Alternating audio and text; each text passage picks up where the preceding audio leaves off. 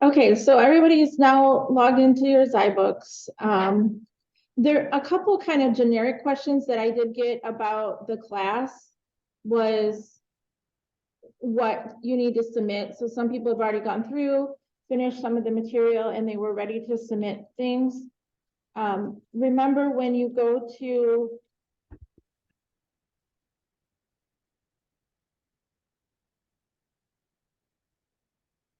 sorry, I just want to make sure Zoom's recording or is on right window. Hey, Christian, I see you're here from our online class. If you can't see the windows on Zoom, will you just type in the chat so I know that it's not working? Oh, yeah, I can see the window. You can see Blackboard right now? Yep. Okay, perfect. Thank you. Okay.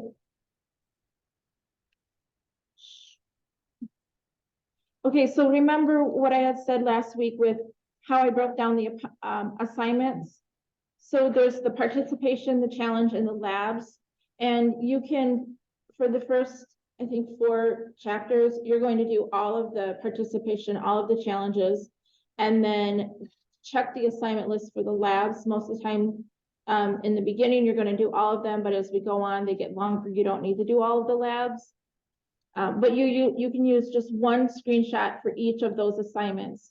So as you go through this material in the interactive book, and my options down here in Zybooks are just a little bit different because I have all of the class, but yours will be your Zybooks as you start working on it will be just your material. So you can, once you're done with chapter 1 and you have your 100%, 100%, and 100% or whatever your grades are, you can just do a screenshot of this right here and submit that in Blackboard for each of your assignments. Even though it's the same screenshot, I need one screenshot for each of the assignments because there's points that are associated for each of them. So in that welcome module, that module 0, oh no, right here up at the beginning, it does explain how to submit assignments. There's a little point thing in here for some extra points, but it explains what I need you to do to submit an assignment. So please read that, go through that. But essentially, it's just take one screenshot.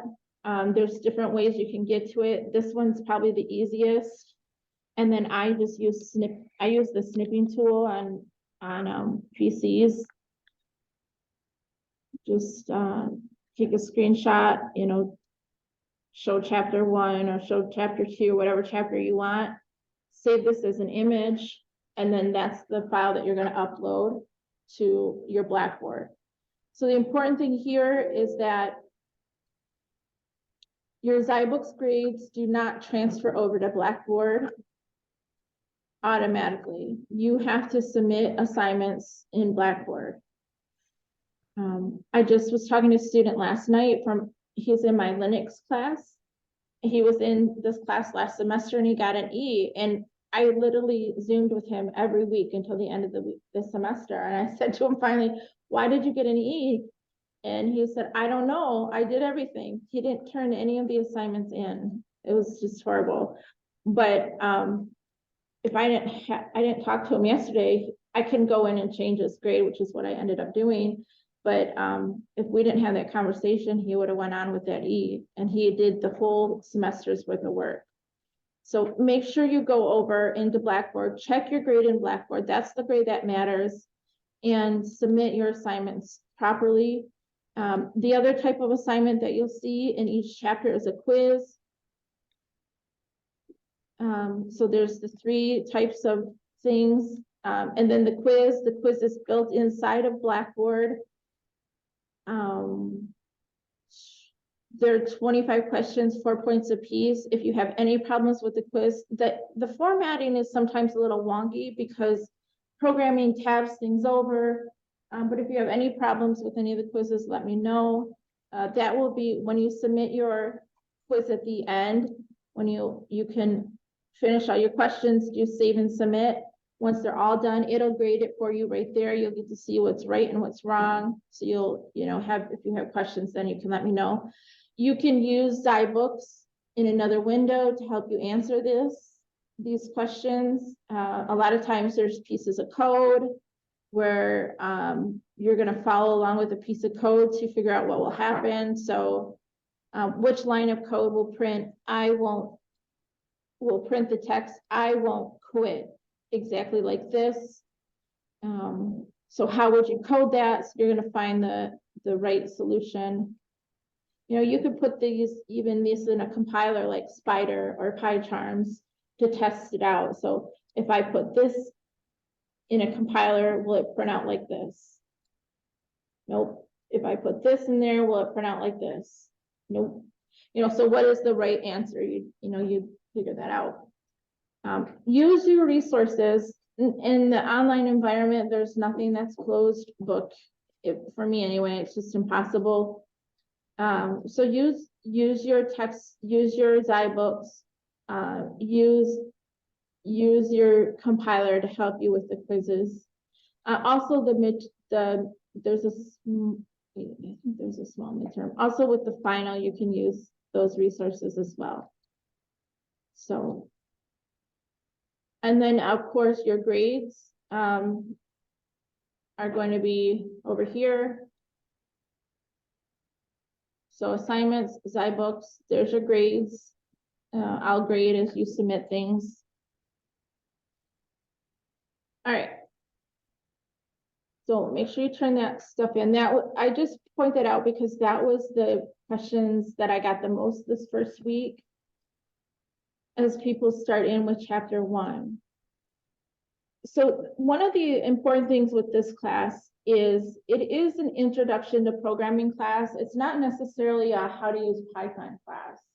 So we are trying to prepare you for your future programming classes that you might take, or maybe you're just trying to test your feet to see if this is the career you want to go into, to see if programming is natural to you and if you like coding. So we do have other programming classes here that go up in programming's different levels. So like a C# 1 and 2 and Java programming, and we have Python classes and we have C++ classes, just different languages that are out there. But we're looking at the kind of the logical ways to code a problem, how you go about coding a problem. And then we're using Python, which is just a language, to learn that logic. So we will learn Python, and Python is a useful language. It's out there. People, if you look up jobs for programmers, you'll see Python is one of the languages. But once if this is a career path that you go into, once you decide that, you're not going to finish your education with only one language under you. You're going to know probably all of them a little bit, and you'll have a couple languages that you know really well. Like that's your specialty. You know how to do everything inside of that language. And also, once you learn one, it's a lot easier to learn the other languages. So if we're starting with Python, once you take your next class, if it's C#, it'll be easier to learn that language because a lot of things are the same in some languages. Like how to do a for loop is the same in certain languages, so you don't have to learn the syntax. But it gets easier too as you go on, and as you practice, it's just like learning a different language that have some similarities. So hi is pretty similar in a couple languages, and that's how you would look at it with programming. So there are a lot of things in programming. I only do chapters up to chapter 6 with our class, with the intro class. Some of the other classes go through chapter 10. But I've talked to students in those classes. It's a lot of work and it's a lot of material to get through. If you are enjoying this class and you get through chapter 6, like you can work ahead on your own. This is your books. Feel free to go further into learning some of these topics that we don't cover. You know, streams is useful, classes is essential. We do a little bit with modules when we look at chapter 6. File interaction is more advanced words as well as inheritance, but these are topics that that you'll hit in your first programming class, and it doesn't hurt to know a little bit about them in this class.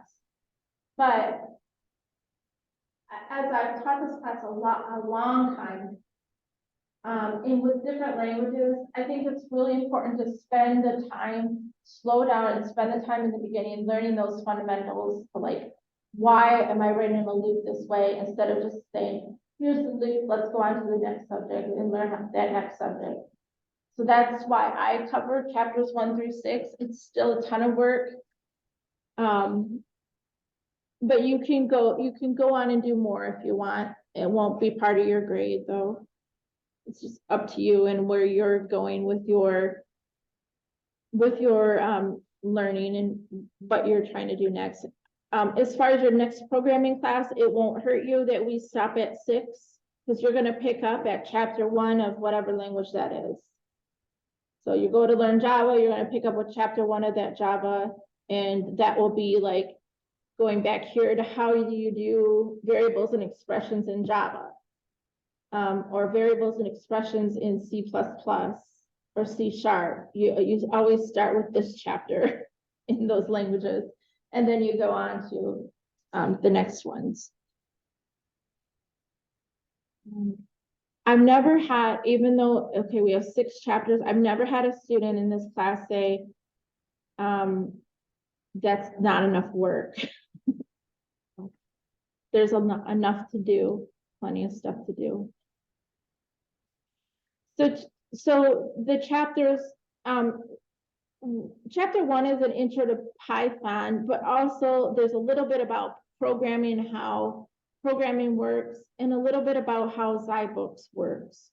So it's not a very heavy chapter, but it does get you started in the environment for this online book. And if you've never, I don't think anyone has used an interactive book like this before. We do use it in a couple of our classes, but usually this is the first one. And then chapter 2 really starts you with the coding, where you're creating variables. You're setting data types for chapter 3. Chapter 4 is decisions in programming. So we have 3 major structures in programming. We have sequence, which is what we'll do in chapters 2. Well, chapters 1, 2, and 3 will do sequence. And then our second structure of programming is decisions or branching, and that's where we have questions. So we go down and then we hit something and we have a question in our code, like, is it raining out? And if it's raining, we go off in this direction. Or if it's not raining, we go in this direction. So if you look at a browser, if you look at a calculator on your computer, this is just a code. This is just a program that somebody wrote. So if that, when you are entering numbers, 15 times 10 equals 150, any process on any application on a computer is written with a piece of code. So the input would be 15. That would be an input that the user would supply to the program. And then you would do another input of what options you want. So in this case, we take in our first input, and then the program would ask, okay, is it division? No. Is it multiplication? Yes. So then we go to the multiplication function and we process that that math procedure. So that would be a type of decision that you would have in your program. And then we have the last structure, which is loops, which is going back through a piece of code, which we do all the time. So with a calculator, here's a loop where I say, okay, let me clear this out and let me put in a different calculation. That's a loop. I start the process over again. We clear it out, so I go back, I ask for input again. I clear, I go back and I run my program over and over. So we have those three major, in fact, you can see, here's our three processes, 3 times that we ran our program. We have those 3 structures in every language, so we'll learn them in Python. And so again, the first one was sequence, just top to bottom. Then we introduced branching, where our program goes off in different directions. It makes decisions. If then else's is what they are in programming. If you've done any programming, have you read any programming before? You've read about if then else statements or switches. Does that sound familiar for those who've read code before? Okay, and then our loops we do in every program as well, where we process a piece of code multiple times.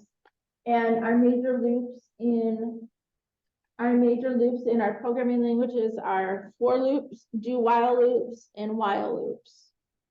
So it's a piece of code we want to process multiple times. We just put it around whatever program, whatever part of code that is.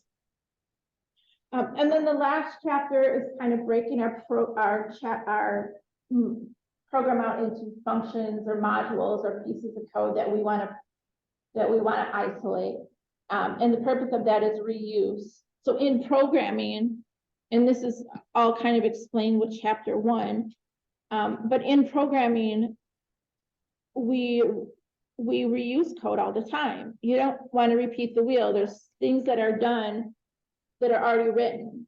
So the process of taking in a username and a password and authenticating it, that's done hundreds of times over and over again. So you as a programmer, you don't have to come up with that process of how to take in a username and password. Just, access a function that does it for you. You don't reinvent the wheel with programming. You use things that's already there.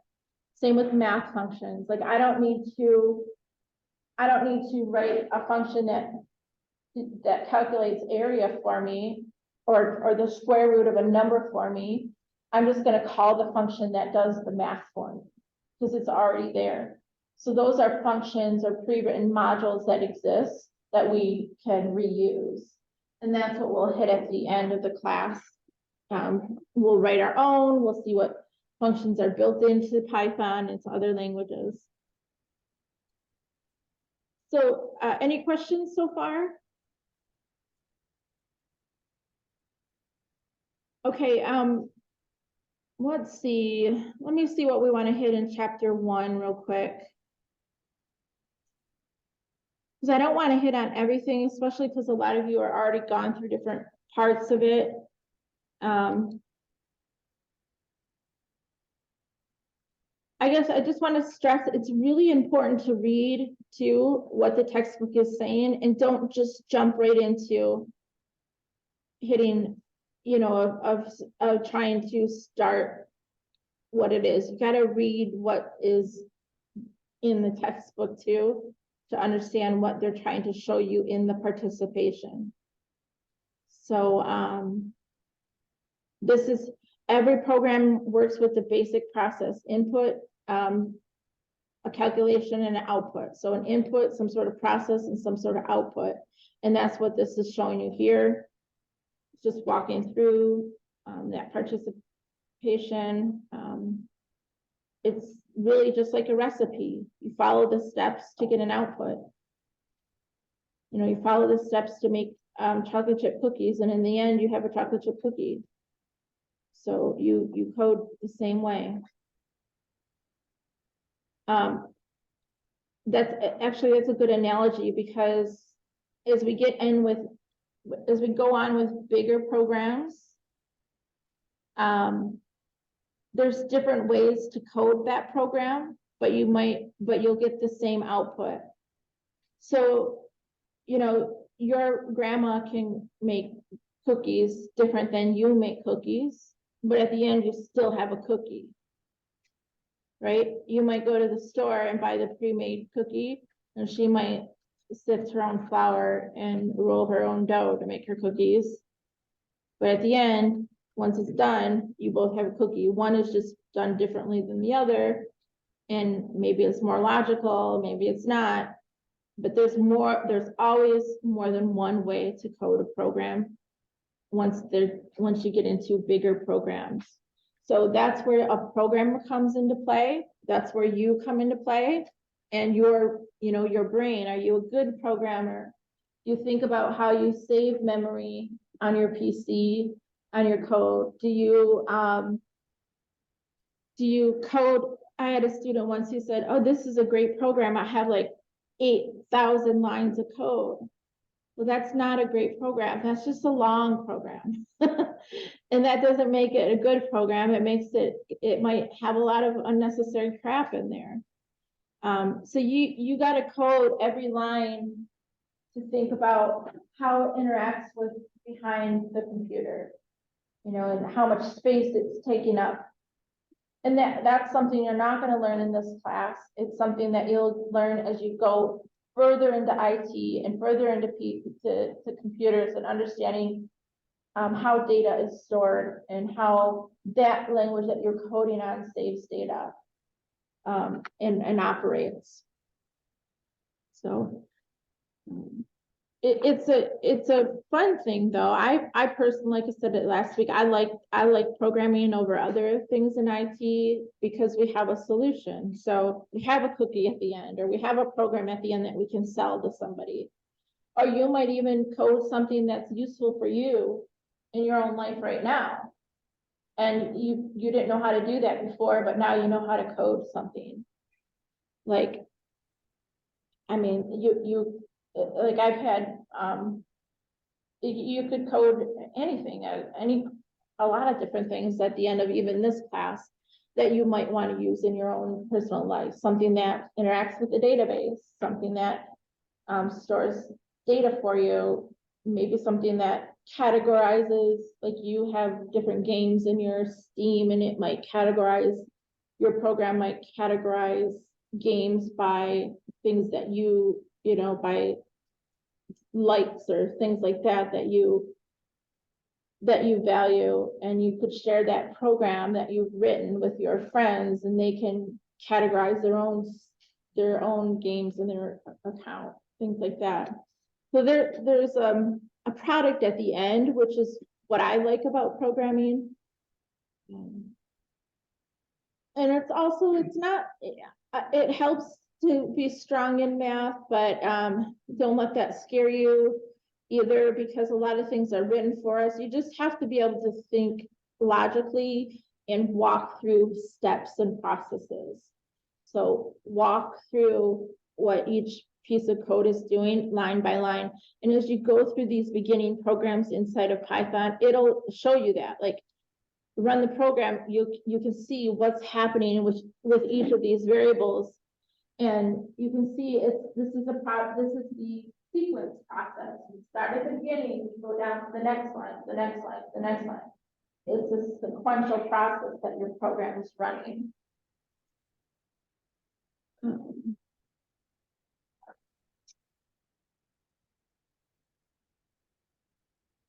Any questions?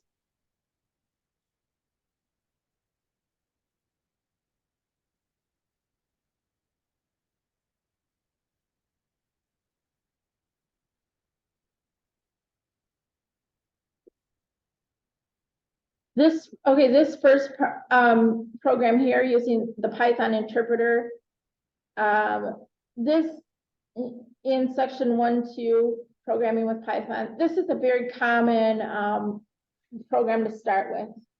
Like, basically calculating what is your salary for the year or for how many weeks. So if you make, and it's something that we can relate to, like if you have a job and you make $20 an hour and you work 40 hours a week and there's 52 weeks in the year, we're not dealing with any overtime or any vacations or anything like that, then you can write a program that will calculate how much your annual income is. And that's something like you would do on paper or something you might have done in math where it was like a story problem or something like that. So this particular program is showing you how we have something called variables, which are names that we give to identifiers. So our variable that stores the value of 20 is called wage, and our variable that stores 40 is called hours. But if we were to run this with somebody else and their wage is maybe $100 an hour, and they work 40 hours a week, then they're going to make a lot more money than somebody who makes $20 an hour. So the values of these variables can change. And you'll see that depending on how you run the program, what values are entered in with those variables. So as you go through this, it just shows you the step-by-step where these values come in. And then if you were to run it again, like if you were to have a loop or you to change some value, like here, it just changed hours to 35 hours instead of 40. Then instead of saying 20 times 40 times 52, it says 20 times 35 times 52. So we make less money. You know, just like if the wage is $100 an hour, my salary would be 100 times 40 times 52. So the values, these over here, the variables, these are called variables. Where the name is, it says wage, hours, week, salary. Those are something called variables in programming. You as a programmer name them, and there's storage places for values that your program can store. These values can change. That's why they're called a variable. It varies. So, but that makes sense though. Not everybody makes the same money. Not everybody works the same amount of hours. So if I run this program with my data, after I've been working for 25 years, compared to maybe your data and your work, like my son works at Applebee's, his output is going to be different than my output. We have different numbers, different values.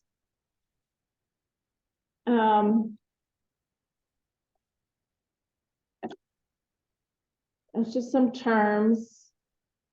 Make sure you read this here and read these terms and what they mean, because it's important to understand that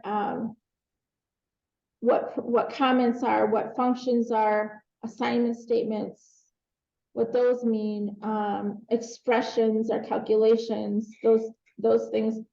Make sure you read it. Again, it's really important. We have this is your textbook.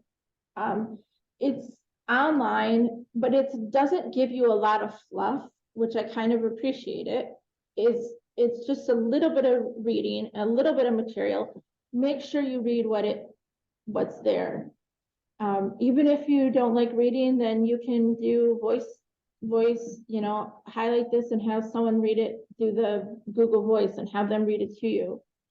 But take the time to read what is explained before the activity that you're participating in is, so you know what's going on. And then here's our first program in Python. Now this is helpful because the IDE, like if you were to take this program right here, you highlight everything and you put it over into PyCharms or Spider. Those are two IDEs that I talked about last week. It will run through the program and it stops anytime that there's input. So anytime the user needs to enter in data, And then it prints out our data. So remember, always we have input, processing, and output. Input can come from two places. So, well, it can come from different places, but when you're coding in the beginning, remember this, we're doing an input, a process, and an output. Oops, just spelled that, two O's there. And that's how all our programs are going to be structured. So look at this first program. Our inputs are lines 1, 2, 3. That's our input. And our input can come from an assignment statement. Those are assignment statements. So it can be assigned, or it can be an input from the user of the program. So what you'll see next in here is you'll have programs in with chapter 2, and actually all our programs in the future will have programs where when we start to run it, instead of the data being hard coded as assignment statements, it'll stop and it'll ask us to enter that data in. So it'll say, how much do you make an hour? And then you have these variables in your computer memory called wage and hours and how many weeks. So you have these variables and these blocks in your computer, and then here you put in, I make $252 an hour. 0 cents. We'll say that. That's our wage. And I work, well, I make the last, so let's work a whole lot of hours a week. And I work only, let's get a month off because it's a high demand job. So we'll say we'll work 48 hours a week. So our input, depending on when we hit this first part of code, it could change. It could change by whatever entries are put in by the keyboard. So our input can be assigned like up here, or it can come from the keyboard, program's jobs that you enter it in. It could also come from a file from outside in a database. Like payroll might have a database of all of this data. And when it hits that input, it pulls in employee 1's data and employee 2's data, and he's pulling in from a file. It could be pulled in from a website. You pull in from different places. It's some sort of input that goes into your program. And then our process is step line 4 in this code right here. It's a calculation. It's usually more than just one thing, but here we're keeping it simple. So it's just something that our program processes or codes, something in the background, you don't interact with it, it's in the background of your program, and it runs. So we have another variable called salary, and this is going to store whatever wage times hours times weeks is. I can't calculate that in my head, so it would plug it in here. Somebody tell me what that is real quick.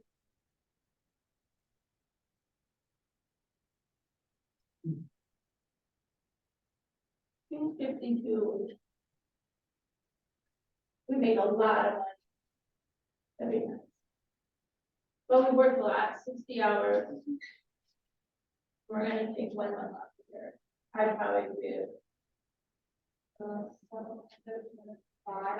7 what?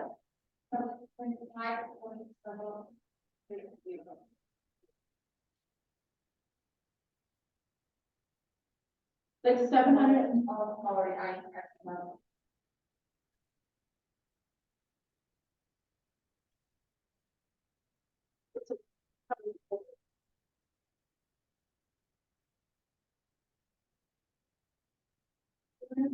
Times 60 times 48. 7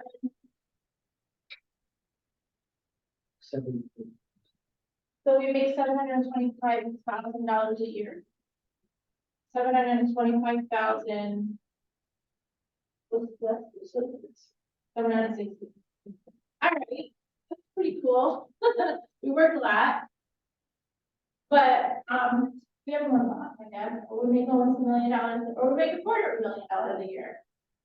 We live with that, right? So, line 6 prints out our salary. So it goes to this variable in our program, and it prints out 725,760. And then depending on what the rest of your code does, maybe it brings in employee number 2. And it says, okay, now hours are 35, or it changes one of these variables. Then let's cut down, instead of 60 hours a week, we're gonna only work 30 hours a week. So we change hours to 30, and there change it to 35. So now what is then it does the same thing. It's in half, right? Yeah. We have half that, so approximately, what's our raise on? We'll just say 350,000. Some value. It changes the salary because even though line 4 and line 9 are exactly the same, these inputs are different because one of those changed. So we're going to have different values. So line 4 and 9 is the same, but our salary changed, and even line 6 and line 10, they're the same. Sort of. Well, they're essentially the same in the statement. We just have a different word in there. So 6 would have said your salary is 725, and then line 10 prints our new salary. The other thing that this program shows us here is that everything is sequential. It's sequenced. It starts with line 1, line 2, line 3. It goes from the top to the bottom. Okay, it doesn't go. You can't jump down to the end. You got to hit all of the things ahead of that. Everything is in order. So our first program, when you run it, it's not asking us to code anything. It's just asking us to look at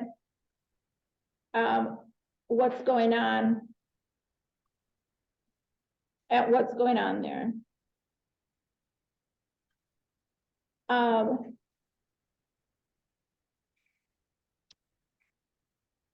I do want to go through a couple of things and show you some solutions before we end, but I didn't really prepare. I need to go grab a water or something, so I want to take a quick break. You just take a break too if you want. And then we'll come back and I want to show you some input. There's a couple programs in here that I get the same question over and over about, and I want to give you the solution to that to kind of head off all the questions I'll get.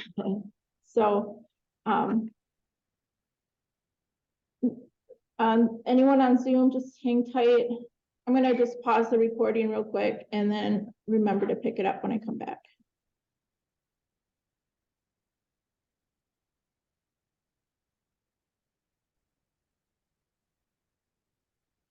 Okay, so now as we get into looking at how to interact with our programs, I get these questions a lot, like, how do I code in here? What is it asking me to do?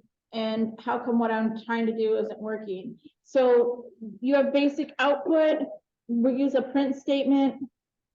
And then we do some basic input, which is like where we entered in our wages.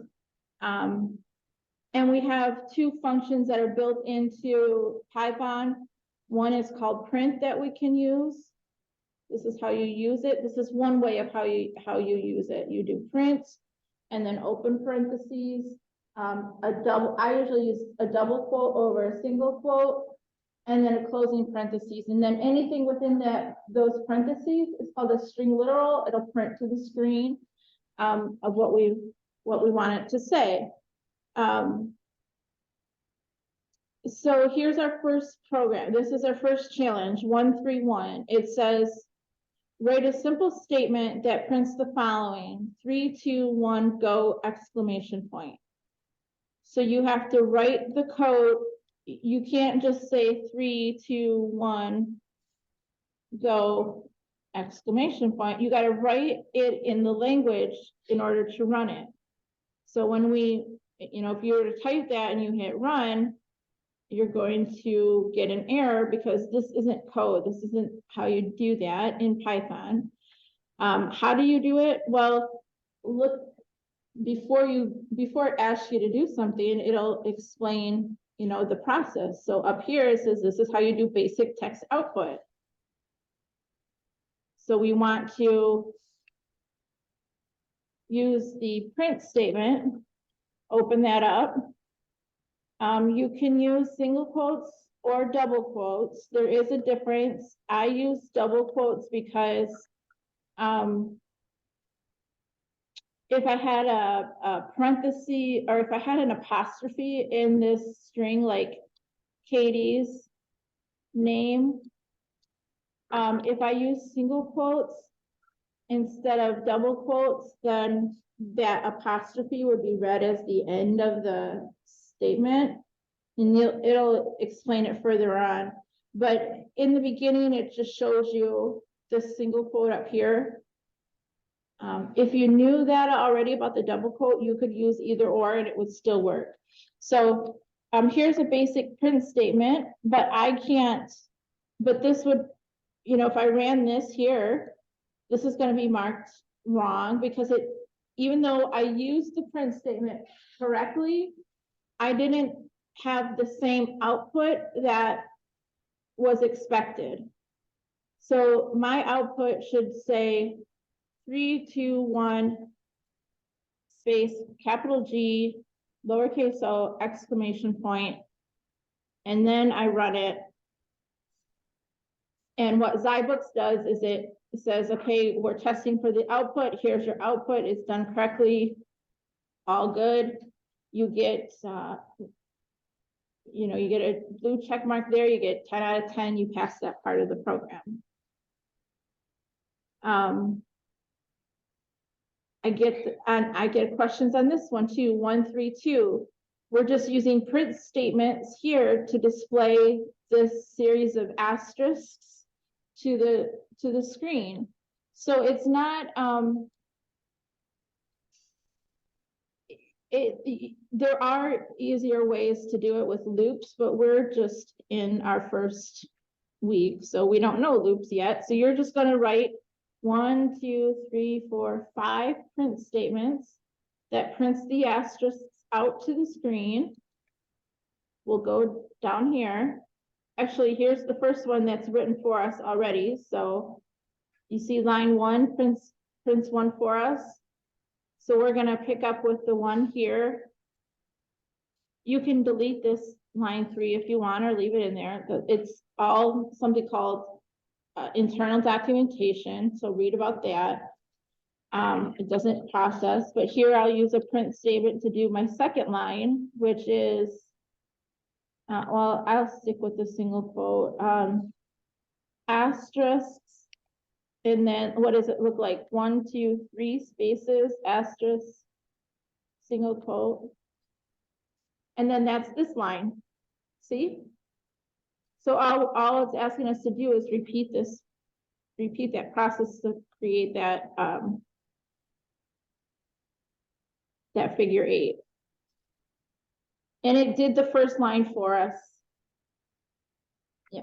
In this gray area, up where it's gray over here, you can't type in that area the way that Zybooks, because they're trying to lead you to the right answer. So sometimes they'll code parts of it for you.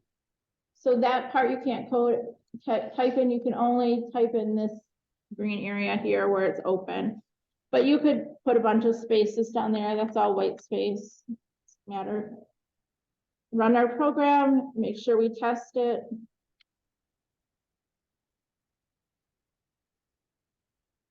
All right. Now the next challenge, if you were to go down, the next challenge I get questions about this one too, because it will, well, here, you're working with different statements where it'll say, you got to predict what the output is going to look like and how your input is going to be. But let me go back up. There's a couple different things that you need to pay attention to here. So after we do the asterisks, keep the output on the same line. So we get this error a lot. If you want your output to be all on the same line, then you can use a comma and then a single quote, and that'll put a space between this sentence and this sentence. So if you include this here, then it'll say, hello there, my name is Carl, all on one line. If you just do a normal print statement, it's going to be one line and then down and then another line and then down. So it'll be top to bottom. So there's different ways you can modify the print statement to display the output differently. So again, wage is 20. It'll print the value 20 on the same line, but then we just say print goodbye, and that's on a different line without the end L at the end, without the end space at the end of the middle print statement. So that's why it goes down to 2 lines. So make sure you're paying attention to this and you're doing those participations so that when you get down to these challenges, you know how to do it. New line characters is another way to print things or to modify the print statement so it goes from the top to the bottom. So print 1, 2, 3, instead of reading it from left to right, it's going to go from top to bottom and print it to the screen. If we do a backslash n in front of that, because that's just a different way to do an end, and it means a new line. So it'll do 1, 2, 3.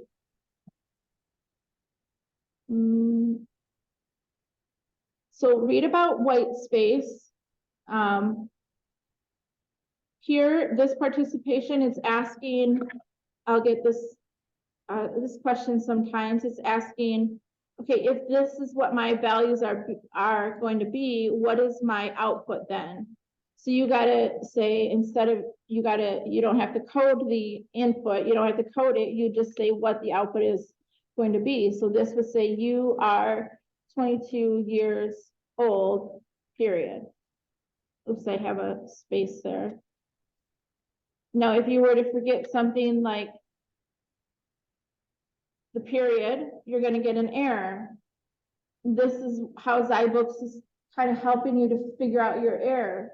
So it'll say your expected answer and it highlights that. So it says you're missing a period, and then you go over and you go, oh yeah, the period is within that. So now when I check it, I get a correct answer. So use zyBooks to your advantage. Read what it's asking before. You can kind of code something, check something, code something, check something. Here's another one. So, okay, here, print Sam is great. So if I type Sam is great and I check it, I get it wrong. Whoops, I forgot the period. That's why I got that wrong. So when I hit next, it changes it to Anne is happy, period. Check. Okay, now I get this question a lot is Anne is happy. That's the right sentence, but I don't have that end thing. So what it's expecting in my output is an enter statement. So you should, when you hit next and it goes back up here, see how my cursor goes back to the end here? You have to hit enter because it's expecting it to go down to the next line, because my print statement just says print Anne is happy. It doesn't say print Anne is happy, comma, or period, single quote, end equals that single quote. It doesn't have that end thing at the end of it, which means stay on the same line. This one means go down to the next line. So now when I check it, it says, oh, great, you did it right because you put the enter at the end. So again, if students don't read that earlier on, and then they get to this one and they go, why is it wrong? It literally says the exact same thing it wants them to print out, but it's because you didn't hit enter and leave the cursor in the right spot, which is the next spot down.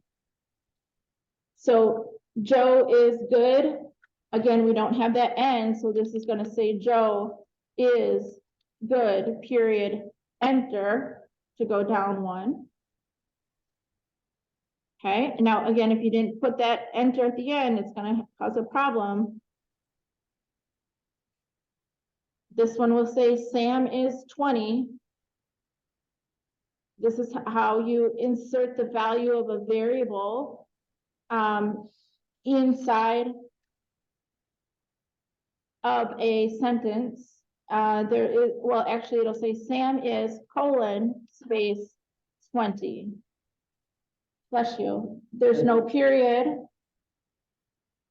By the way, when you're doing yours, on these type of problems, they give you different problems every time. So your numbers might be different than my numbers, but it's the same concept.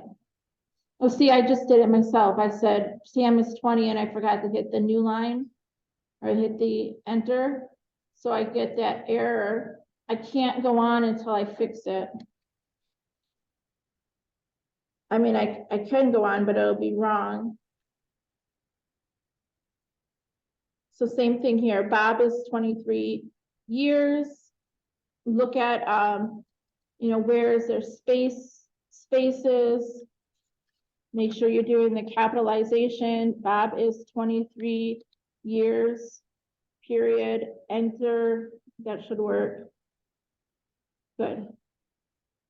So you have to really be particular in code in these type of problems to code exactly to what zyBooks is looking for in order for you to go on to the next step.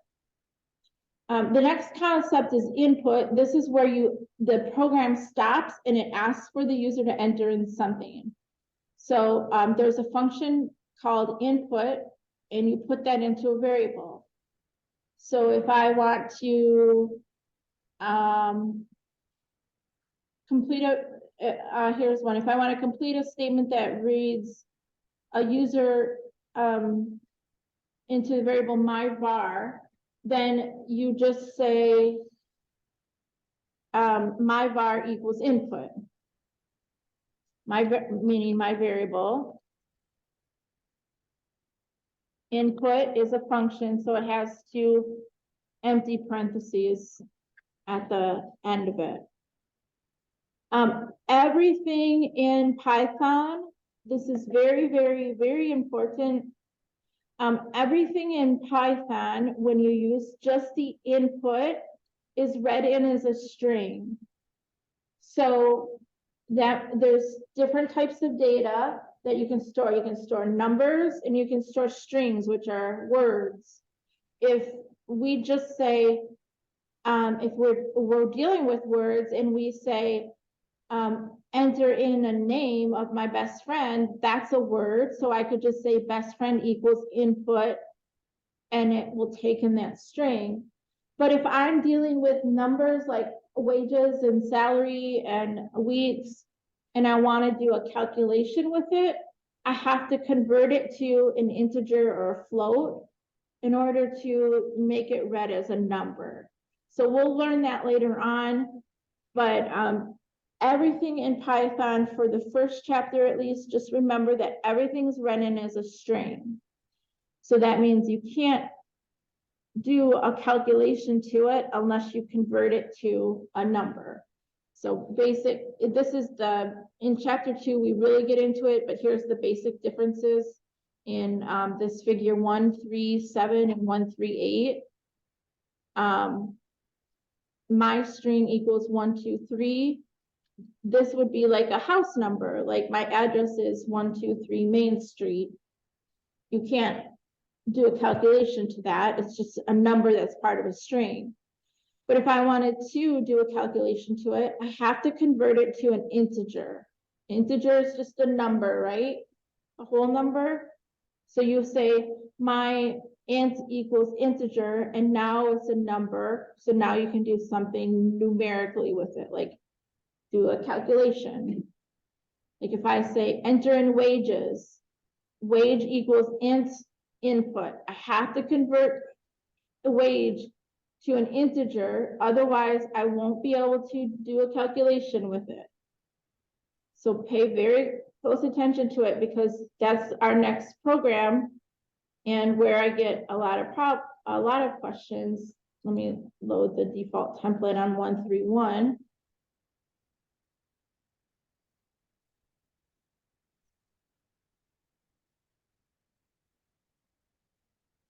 Oh, this is just a program showing, change the input box value from 3 to another number and run it again. So if I put in 3, it run it. Now let me put in 8 and I'll run it again, and it'll run with a different value. So 8 human years is 56 dog years. 4 human years is 28 dog years. So depending on your input, it changes your output, which we've already looked at when we did our wage example over there on the board.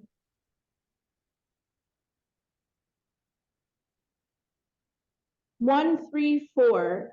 I get the most questions on this program, and it's because people didn't read what we just explained about numbers. So you want to write a program. Actually, it gives us we can copy and paste this code here. And then as you go on, it makes modifications to it. So here's the first thing on 1, 3, 4. It says, we're going to read a program that takes in 2 numbers, adds them together, and prints it out. But you don't even have to code it. It says, just copy this code to see how it's executed in the auto grade system.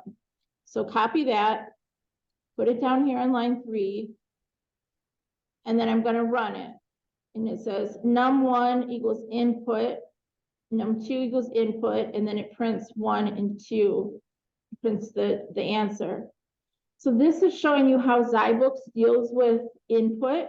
It says it supplies input for us automatically and gives us sample data. So it says, if your input is 5 and 10, then your output is 15. If it's 6 and 3, then your output is 9. And when you run it, you will get different values. So this is an ask. When you have a problem like this in Zybooks, if it doesn't have any input box down here, then Zybooks supplies the input to your program. So there's no input box, so Zybooks supplies it. And as we go further on, you'll see sometimes there's an input box, and then the user, you would have to put that in there. So that's 1, 3, 4. You just simply copy and paste that down there. Now it says read, we're going to code one on our own in 1, 3, 5. We're going to code the same program that says read 3 integers from user input without a prompt. So just similar to this one up here where it said num1 equals int input. It's meaning without a prompt, it's not going to say enter number 1, enter number 2, enter number 3. It's just going to take in 3 integers from the user input without a prompt, and then prints the product of those 3 integers.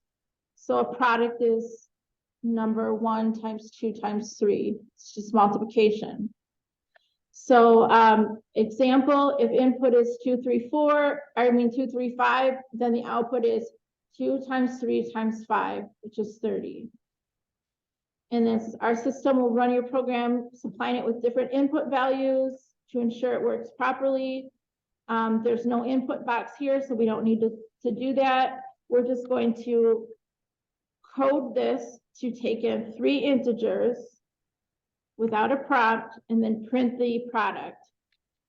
So here's a solution. This is one way to do it. User num, it doesn't tell us what to name our variables, so you can call them anything you want as long as you follow the variable rules, which you've read earlier in this unit.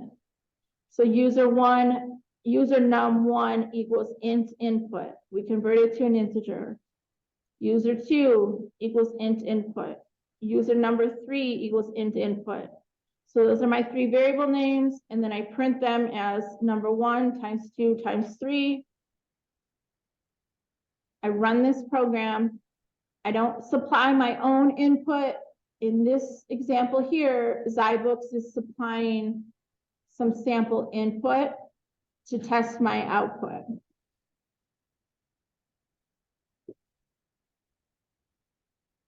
The last one I want to show you is, well, this one, I don't think I'll show you this output because I think we've gone through enough output examples. I did get a couple questions on there, but hopefully you have enough knowledge now you can do that one on your own. Okay, there's still a lot with this chapter. And I know some people work ahead. I'll just see where we are like Wednesday, and I'll make an announcement on Blackboard to see. We might just have next week as a lab day, in case people need more time and make sure we really understand chapter 1. 1.4 is about error codes.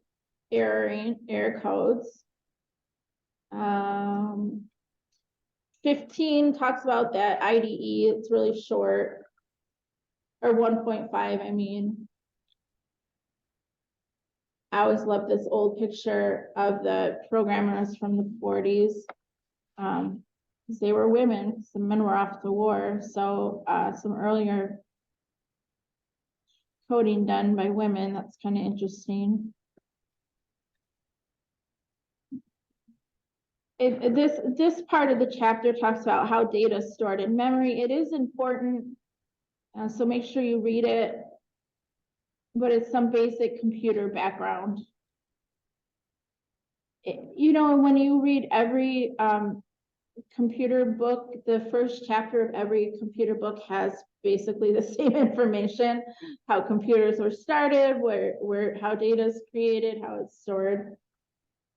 So that's the last parts of that. But then the labs, there's,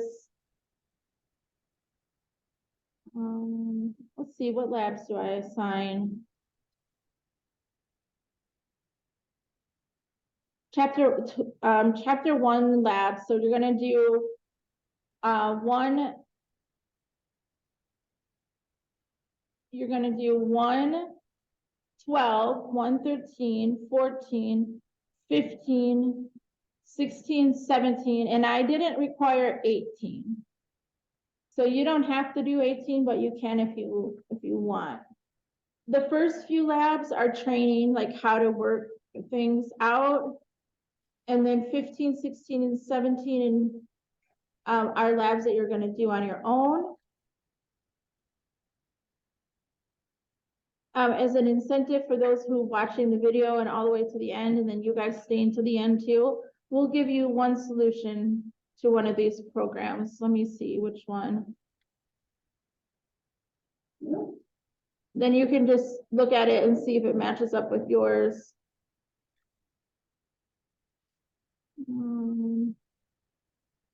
Hello World is easy. That's your first program.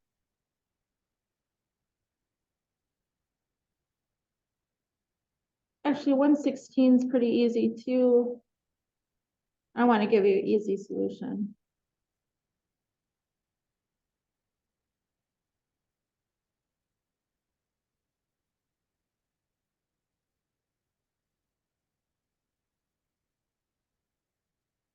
Okay. Actually, 118 is not required. The other programs are pretty easy. Let's look at a solution for 118 since that one's not required. So that if you wanted to code it or understand it, you have a solution you can go up against. So this is Mad Libs. We have different inputs. Here's a solution for this one. So how you run these labs is you're going to code something. The asterisk means that it's comments. Here I have input. I'm going to take in 4 variable names. First name, a location, a whole number, and a noun. And then we're going to supply those into a sentence. So we're just taking in input and we're putting it in the output. You code in develop mode. And then you go over to, when you're coding in develop mode and you're wanting to test it out, you need to supply it with values. So you can't just hit run, because if your program is expecting input, you're going to get an error. You need to put some input in there. So if my, let's see, let's enter in the first thing is asking for a name. So we'll enter in Katie. Then we're entering a generic location. Set my second input. Okay, tell me, where am I, you guys? Where in the world is Katie? Where? Yeah. Oh, location. Tell me a place in the world. Michigan. Katie's in Michigan. I am. And then it says, okay, give me a whole number. 55. And then a noun, person, place, thing. Pickles. How about pickles? Okay, that's Mad Libs. You take in a first name, a number, you're taking just random stuff. Then you run the program. Your program gives you an output. This one says, Katie went to Michigan to buy 55 different types of pickles. Must be funny. So that's, now once you are over here in develop mode, you can go to submit mode. Once you've coded it, you've tested it out, you go to submit mode, submit for grading, and then it'll run through, it'll supply its own input, test it out a couple times, make sure you get 10 out of 10, and then your score is reserved. And that's how you submit the labs. So I think that's a good place to stop, and covers everything you need for chapter 1. I'm going to stop this recording and let you be with your code. So you're free to leave, you're free to keep working. It's going to take me a while to render this file and share it, so I'll be around. But thank you guys for sticking around. I hope you have a good understanding of where to go with chapter 1, and we'll have time today and time next week to work on it.